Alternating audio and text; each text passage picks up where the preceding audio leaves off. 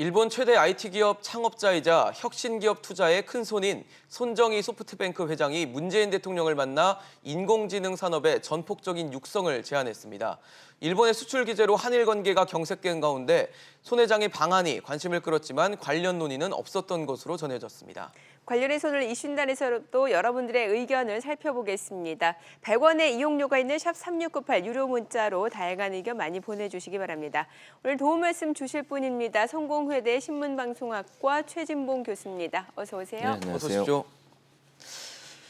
교수님, 사실 네. 손정희 회장 아시는 분들은 많이 아실 텐데 그래도 아직 좀 모르시는 분들이 계실 수 있기 때문에 네. 어떤 인물인지 어떤 인물이길래 과연 대통령을 만나고 국내 그렇죠. 유수의 재계 총수들까지 만나는지 궁금하거든요. 입지전적 인물이라고 할 수 있죠. 손정희 회장은 이제 제일교포 3세예요. 제일교포 3세 태어나긴 일본에서 태어났지만 네. 이제 선친이나 이런 분들이 한국에서 건너가셔서 이제 자리를 잡으셨던 분이고 입지전적 인물이고 본인이 직접 기업을 만들어서 성공한 창업 1세대라고 할 수 있죠. 그리고 이제 잘 아시는 것처럼 이게 1996년도에 야후 재팬이라고 하는 뭐 요즘은 인기가 좀 없습니다만 네네. 예전에는 구글처럼 엄청나게 인기가 그렇죠. 있었던 네. 야후 재팬을 만들어서 엄청난 투자를 했었고요. 그다음에 잘 알고 있는 차량 공유 기업 우버라는 회사 아시죠? 네. 우버라는 회사에도 투자를 했어요. 그래서 최대 주주입니다. 지금 최대 투자자가 지금 손정희 회장이고요. 네. 그리고 이제 100조 원대 IT 벤처 투자 펀드를 운영하고 있어요. 그래서 네. 큰 손이라고 불려지고 있고 네. 어제 이제 대통령 만나서는 2차적으로 또 다른 펀드를 조성하겠다 이렇게 얘기를 하면서 눈길을 끌고 있는데 그만큼 그 인터넷 또는 IT 이쪽 분야에서는 입지전적 인물이고 우리나라의 그 손 씨라고 하는 성을 지키기 위해서 원래 일본에서는 일본의 국적을 얻을 때 성을 바꿔야 돼요. 근데 손 씨라는 성을 계속 유지하기 위해서 무슨 조치를 했냐면 예. 그러니까 손 씨가 원래 일본에 없는 성이기 때문에 일본의 국적을 얻으려면 성을 바꿔야 된다고 그랬더니 그러면 잠깐 기다리세요 하고 자기 부인 성을 손 씨로 바꿉니다, 먼저. 일본인이잖아요, 자기 부인은. 네네네. 그리고 그 손 씨라는 성을 계속 유지했던 그만큼 한국에 대해서도 애정과 열정이 있는 그런 분이라고 볼 수 있습니다. 창의적인 것 같은데요. 그럼요. 네. 네, 뭐 사실 지금 손정희 소프트뱅크 회장에 대해서 말씀을 주셨다시피 여러 기업에 투자하는 그런 펀드도 조성을 하고 뭐 이미 그렇죠. 비전 펀드도 지금 굉장히 큰 규모인데 그만큼 손정희 소프트뱅크 회장이 관심을 갖는 기업들이 많기 때문에 관련 테마가 엮일 정도잖아요. 그렇습니다. 예. 지금 말씀하신 것처럼 이제 손정희 회장이 관심 갖고 최근에 관심 갖고 있는 건 세 가지 분야라고 할 수 있어요. 네. 첫째는 AI 분야고요, 인공지능, 그다음에 IoT, 사물 인터넷 분야, 그리고 로봇 산업입니다. 이 세 가지 산업에 주로 투자를 합니다. 그래서 이제 관련된 기업들 하면 우리도 뭐 잘 아시는 것처럼 독자적인 인공지능 칩을 개발했던 LG 같은 회사, 그리고 산업 로봇을 개발하는 휴림 로봇이나 로봇 관련된 회사들, IoT 관련된 회사들 이런 회사들이 관련주로 꼽힐 수 있고요. 쿠팡에도 지금 가장 많이 투자를 했어요, 손정희 회장이. 그런 점으로 본다고 하면 IoT나 그다음에 인터넷, 사물 인터넷 분야, 로봇 분야 이런 분야에 관심을 많이 갖고 있어서 네. 그다음에 게임 산업 같은 경우도 이제 그 우리나라가 게임 산업이 앞장서고 있는 나라 중에 하나라고 볼 수 있잖아요. 그렇죠. 그 게임의 AI를 접목시키는 그런 개발에도 투자를 많이 하고 있어서 그런 관련주들이 지금 손정희 관련주로 분류돼서 어제 손정희 회장이 방문하면서 또 주가가 오르고 있는 상황이라고 볼 수 있습니다. 네.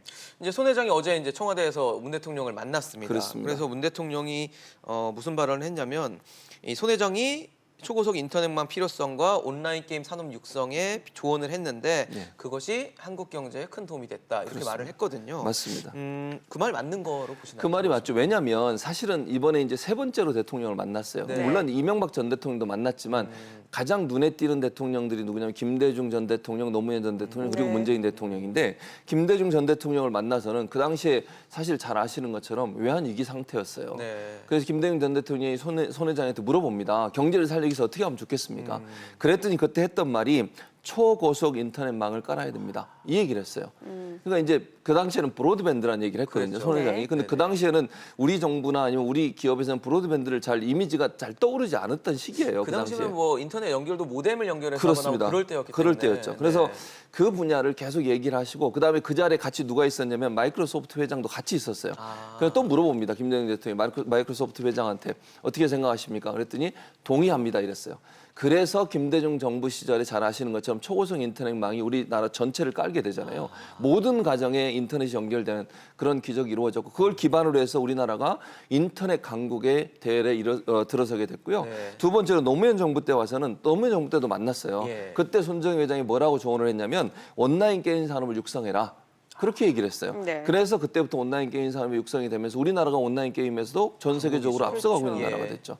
어제 이제 문재인 대통령을 만나서 조언을 해달라고 했더니 뭐라고 한 줄 아세요? 첫째도 AI, 둘째도 AI, 세 번째도 AI. 세 번을요? 인공지능. 예. 와, 무조건 AI인 거네요. 그렇죠. AI에 투자하셔야 된다. 앞으로 발전 가능성이 가장 큰 곳이고 모든 분야가 AI로 갈 수밖에 없다. 그렇게 얘기하면서 이제 대통령이 어떻게 받아들일지 모르겠어요. 그러나 손정희 회장의 AI가 가장 중요하다고 어제 얘기를 하면서 만남이 끝나게 됐습니다. 근데 앞서 뭐 전 대통령들을 만났을 때 그 지금 상황을 돌이켜 보면 그 영향이 말에서 오는 영향들이 다 그럼요. 있었던 걸 봤을 때 맞습니다. 이 AI에 대한 발언도 무시할 수는 없을 것 그럼요. 같아요. 저는 그렇다고 봐요. 그리고 이제 어제 삼성이나 아니면 이제 대기업 총수들하고도 같이 만났잖아요. 네. 그때도 계속 AI나 아니면 로봇 산업을 얘기를 했거든요. 그렇다고 하면 우리 정부도 AI 쪽에 너무 관심을 갖고 가야 된다. 왜냐하면 무궁무진하게 발전할 수 있는 가능성이 있는 분야가 AI 네. 분야거든요. 근데 우리가 사실은 중국이나 미국보다 뒤처져 있어요. 손정희 회장이 어제 무슨 얘기도 했냐면 청와대에서 일본도 사실은 뒤처져 있다고 그래요. 사실은 로봇하면 일본이 가장 앞장서는 것으로 그런 우리가 거 알고 아니었나요? 있잖아요. 네네. 그렇지 않대요. 그러니까 미국과 중국이 가장 앞서 있고 네. 우리는 AI 같은 경우는 좀 뒤처져 있고 일본도 뒤처져 있는데 빨리 따라잡아서 AI 시장을 먼저 선점하는 게 필요하다 이렇게 조언을 했었죠. 네. 그리고 지금 시기적으로 일본이 지금 수출 규제, 뭐 품목을 더 확대하겠다라는 엄포를 놓고 있는 상황이기 때문에 그렇습니다. 이 소프트뱅크 손 회장이 방문을 했을 때 이와 관련해서 뭔가 좀 언급이 있지 않았을까라는 그런 예상도 있었거든요. 따로 어떤 언급은 없었던 것 같아요. 공식 발표는 없었습니다. 예. 근데 제가 볼 때는 그래도 뭔가 얘기를 했을 걸로 보여지거든요. 왜냐하면 이제 민감한 사안이기 때문에 그러면 손 회장이 무슨 얘기를 했던 청와대에서 공식적으로 밝히게 되면 네네. 일본 정부를 자극하게 되잖아요. 또 손 회장 입장에서 본인이 사업하는 곳이 일본이고 이런 여러 가지 상황을 고려해 볼 때는 제가 볼 때 공식적으로 발표하기 어려울 것이다. 다만 어제 그 대기업 회장들하고 만나고 나오면서 또 인터뷰를 잠깐 했거든요. 네네. 그때는 분명하게 얘기했어요. 많은 얘기를 나누었다 거기에 대해서. 그 말은 제가 볼 때 대통령과도 분명히 문재인 대통령과도 그런 분야에 대한 얘기를 했을 것이고 네네. 조언을 많이 했을 겁니다. 네네. 일본에 일본에 실제 있는 분이고 기업을 하고 계신 분이기 때문에 지금 현재 이런 상황이 어떤 상황에서 나오게 됐고 어떻게 대처하는 것이 바람직한 방향인지 조언을 했을 가능성이 높다고 저는 생각을 합니다. 네. 그럼 어떻게 보면 청와대를 좀 배려한 조치였다고 볼 수도 그렇죠. 있겠네요. 그건 약속을 했던지 청와대와. 뭐 약속을 했는지는 제가 잘 모르겠고요. 네. 그러나 배려한 조치는 분명히 보여요. 왜냐하면 청와대 입장에서는 손정희 회장의 방문을 그냥 넘어갈 수도 있었지만 불러서 두 가지 측면이 있는 것 같아요. 지금 말씀하신 것처럼 첫째는 일본과 무역 마찰이 지금 일어나고 있는 상황이고 네. 이거 중요한 문제고 두 번째는 경제가 우리가 아직까지 회복이 안 되고 있잖아요. 예. 그러니까 경제에 가장 뭐 정말 전문가라고 할 수 있는 손정희 회장을 불러서 조언을 듣는다고 하는 것은 우리 경제에 좋은 시그널을 보낼 수도 있거든요. 네네. 그런 점에서 본다면 청와대 입장에서는 손정희 회장을 불러서 만나는 것이 두 가지 측면에서 긍정적인 효과가 있었다고 볼 수 있겠죠. 네. 그 사실 어제 손정희 회장하고 재계 총수들과의 만남을 보면 네. 이재용 삼성전자 회장이 초청하는 그렇습니다. 자리식으로 만들어졌고 네. 또 자리에 이제 배석한 사람들을 보면 예. 정의선 수석 부회장, 또 구광모 회장, 예. 뭐 이혜진 책임자 뭐 예. 등 그러니까 IT 업계에서 좀 젊은 감각을 갖고 요즘에 계속 추진하고 있는 창업자들을 만났다는 데서 맞습니다. 또 총수들을 만났다는 데서 좀 의미가 있어 보이거든요. 그럼요. 의미가 있어 보이고요. 이 대체적으로 지금 기업 총수들 3명을 같이 만났는데 그분들이 다 3세대예요. 네네. 그러니까 3세대들만 주로 불렀고요.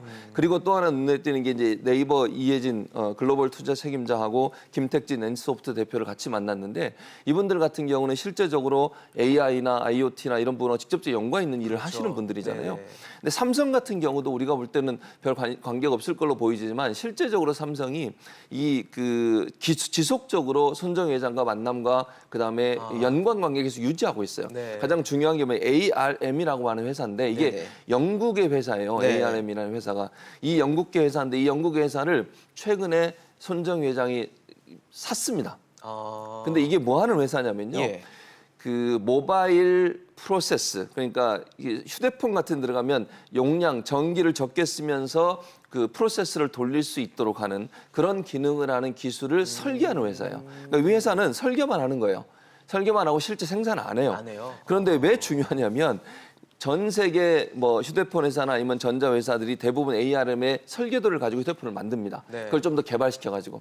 그러니까 이 ARM의 도움이 없으면 우리 이게 삼성 같은 경우도 엄청나게 많은 돈을 라이센스비로 여기 지급하고 있어요. 네. 근데 여기서 만약 공급을 안 해주거나 설계도를 제공을 안 해주게 되면 휴대폰 만드는데 엄청나게 피해가 있을 수 있어요. 그렇겠네요. 그러니까 손정희 회장은 이 분야의 전문가이기도 하고 이 회사를 소유하고 있기 때문에 삼성이나 이런 재계 입장에서는 좋은 만남을 가지고 앞으로 확장될 수 있는 분야가 사실은 AI 분야가 가장 크다고 볼 수밖에 없는 거 네. 아니겠습니까? 그런 차원에서 본다고 하면 기업인들 입장에서 손정희 회장과 좋은 관계를 맺고 그다음에 교류를 갖는 것은 기업의 발전에 서 도움이 된다고 판단했을 가능성이 있죠. 네. 자, 그리고 손 회장이 이끄는 펀드 비전 펀드가 100조 원 규모인데 이 그렇습니다. 제2의 비전 펀드 그러니까 한 100조 원 규모의 또 제2의 펀드를 조성하고 있다고 합니다. 네. 그러면 이제 국내 대기업도 그렇고 뭔가 공동 투자라든지 아니면은 좀 전략적 협력 관계 같은 그런 합작품이 나올 가능성은 어떻게 보세요? 저는 가능성이 있다고 봐요. 어제 대통령이 그걸 또 특별히 당부를 하셨어요. 예. 손정희 회장한테. 우리 기업들이 기술력은 많은데 투자가 안 돼가지고 좀 어려운 부분이 있을 수 있으니 중소기업이나 아니면 벤처기업들 소위 이제 어제 그 손정희 회장 그 유니콘 기업이라는 얘기를 했거든요. 네. 유니콘 기업이라는 의미가 자산가치 1조 원 이상의 벤처기업을 의미해요. 그 유니콘 기업들을 많이 만들어야 됩니다. 이런 얘기를 하니까 대통령이 좀 손 회장이 그 투자 금액 좀 많이 좀 투자해 달라 이런 요청을 했기 때문에 저는 앞으로 한국 기업에 대한 투자가 늘어날 걸로 생각이 되고요. 실제 쿠팡 같은 경우도 적자가 나는데도 계속 투자를 하고 있어요. 손정희 그렇죠. 회장이. 예. 그 말은 결국 미래를 보고 투자를 하는 거거든요. 그러니까 손정희 회장은 우버 같은 경우도 투자해서 엄청나게 성공을 했잖아요. 그러니까 미래의 가치가 있는 기업이라고 판단이 되면 손정희 회장은 투자를 아끼지 않습니다. 그런 차원에서 본다고 하면 우리나라 기업들에게도 특별히 관심을 가질 것이고 본인이 또 우리나라 출신이잖아요. 그런 점으로 본다고 하면 본인이 갖고 있는 펀드에서 우리나라의 투자의 비중은 점점 늘어날 가능성이 있다고 보여집니다. 네. 근데 어제 이제 재계 인사들과의 만남을 면면히 좀 보면 예. 의외로 그 손 회장을 멘토로 삼고 있는 넥슨의 김정주 대표나 예. 또 아까 쿠팡을 언급하셨는데 예.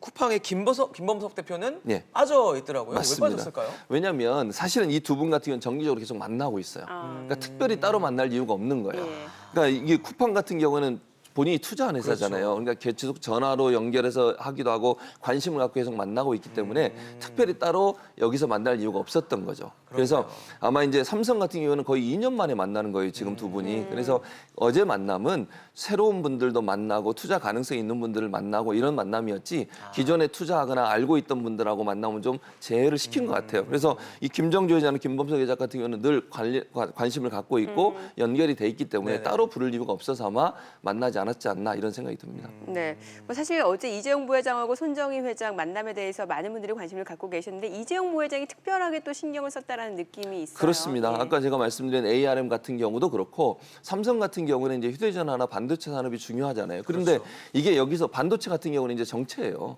네. 발전 가능성이 뭐 더 막 확 발전할 가능성은 없거든요. 네네.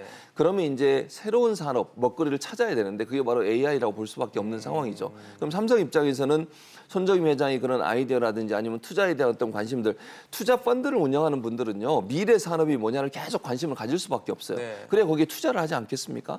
그럼 삼성 입장에서는 앞으로 발전 가능성이 있는 미래 산업이 뭘까 하는 부분에 관심을 가질 수밖에 없고 손정희 회장 같은 늘 반짝이는 아이디어를 가지고 새로운 산업을 발전시키는 분이라고 볼 수 있기 때문에 삼성 이재용 부회장 같은 네. 경우는 손정희 회장을 만나서 그런 아이디어도 얻고 또 지속적으로 연관관계를 맺어놔야 지금 ARM을 포함해서 삼성과 연관되어 있는 다양한 형태의 어떤 기업의 협력 관계가 유지될 수 있다. 그런 차원에서 본다고 하면 손정희 회장을 만나는 것은 이재용 부회장한테 아주 중요한 일일 수밖에 없는 것이죠. 네. 사실 요즘에 최근에 재계 움직임을 보면 어제 이제 손정희 회장도 만났지만 얼마 전에는 또 빈살만 그 그렇습니다. 사우디아라비아 왕세자까지 맞습니다. 회동을 따로 해가면서까지 예. 이렇게 좀 뭐라 그럴까요? 대외 인사들을 많이 만나는 움직임들을 보여주고 있거든요. 그렇습니다. 재계 이런 움직임 어떻게 좀 분석하고 계십니까? 아무래도 이제 우리 경제가 어려우니까 투자나 이런 부분들이나 설비 투자를 좀 강화하고 또 외국의 투자를 강화할 수밖에 없는 상황이에요. 그러니까 대내적인 여건이나 대외적 여건이 그렇게 좋지 않은 상황이잖아요. 예.